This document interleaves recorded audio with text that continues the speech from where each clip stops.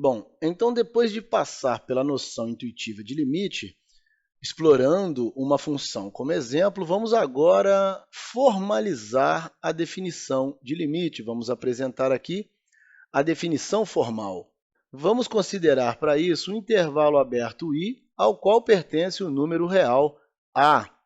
Lembrem vocês que esse número real A, no nosso exemplo, tinha valor igual a 1.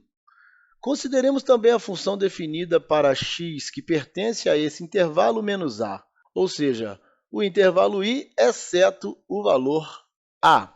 Dizemos que o limite de f de x, quando x tende a A, é L, e denotamos o limite de f de x, quando x tende a A, igual a L.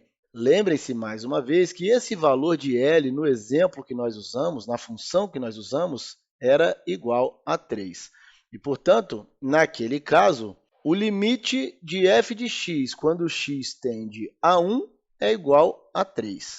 Esse limite vai existir se para todo epsilon maior que zero existir um delta maior que zero, tal que, se zero é menor do que o módulo de x menos a, que é menor que delta, então o módulo de f de x menos L deve ser menor que epsilon. Mais uma vez, na função que nós usamos como exemplo, esse valor aqui era 1 e esse valor aqui era 3. Aqui nós estamos apresentando uma forma mais geral.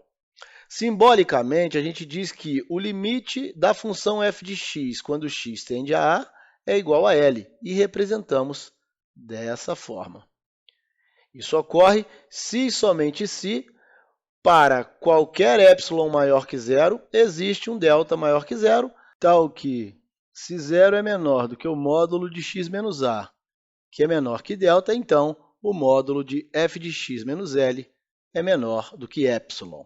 Aqui um comentário muito importante. Percebemos que nada foi mencionado sobre o valor da função quando o x é igual a A. Ao contrário, aqui, foi dito aqui que x pertence ao intervalo I menos A, ou seja, excluindo o A desse intervalo. Dito ainda de outro modo, não é necessário que a função seja definida em A para que exista o limite. Essa informação, mais uma vez, é muito importante. Os alunos se confundem muito com isso.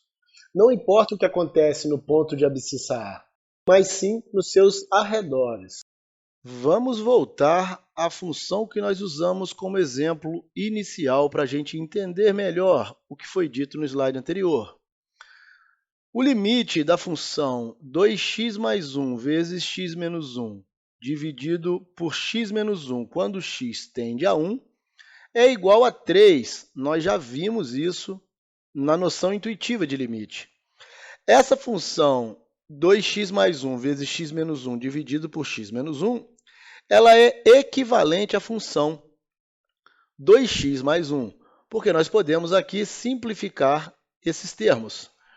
Notem que, se eu colocar o valor 1 para x no denominador dessa primeira função, esse valor fará com que o denominador zere e, portanto, eu sei que essa função não está definida quando x é igual a 1.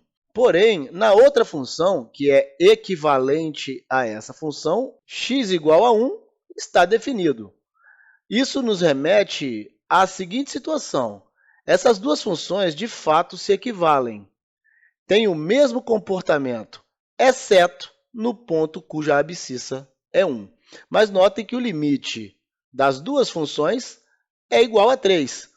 Significando que não importa o que acontece no ponto de abscissa 1, mas sim nos seus arredores. Como essas duas funções se equivalem, exceto no ponto de abscissa 1, e o ponto de abscissa 1 não me interessa para o cálculo do limite, eu posso trocar uma função pela outra, encontrando assim, mais facilmente, o limite igual a 3.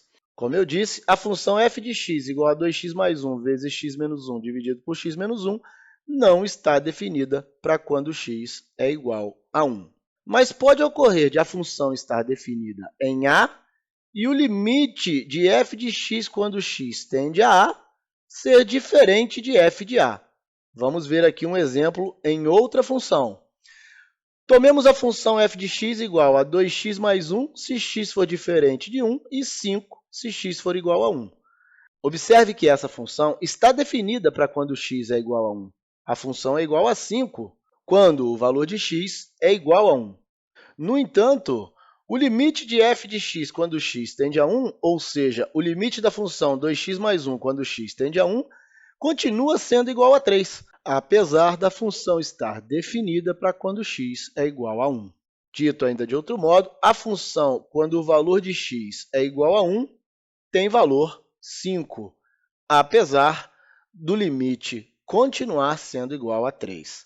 Portanto, é muito importante entendermos que no cálculo do limite, o limite de f de x quando x tende a a, o que interessa é o comportamento da função quando x se aproxima desse valor a, e não o que ocorre quando esse valor é igual a a. Exatamente o que esse exemplo aqui nos ensina. Eu tenho uma função que está definida para x igual a 1, tendo valor assim 5. No entanto, como eu disse mais uma vez, o limite permanece sendo 3.